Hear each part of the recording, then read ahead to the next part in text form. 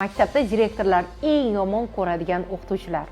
Odatda bu o'qituvchilarni tezroq ishdan bo'shatib, ulardan xalos bo'lishga harakat qilishadi. Chunki bu o'qituvchilar ta'limdagi eng katta kamchiliklarni ko'rsata oladigan va eng ko'p tanqid qiladigan o'qituvchilardir.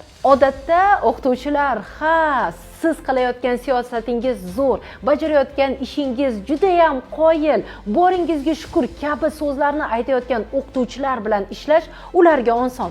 Tanqidchilarni esa tanqidlari ularni ko'nglini oritishi mumkin. Lekin men hamisha direktorlar bilan ishlaganimda siz bu o'qituvchilarga tanqidchi deb emas, meni rivojlantiruvchim deb qarang.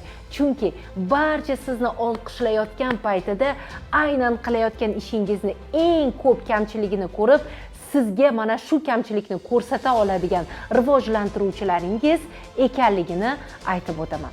Ishoning, mana shunday o'qituvchilar sizni maktabingizda bo'lsa, ular sizni maktabingizni rivojlantiruvchi insonlarga aylanishadi va hamisha ularni xafa qilish emas, ularni rag'batlantirib turing. Yaxshi ham jamoamda siz borsiz.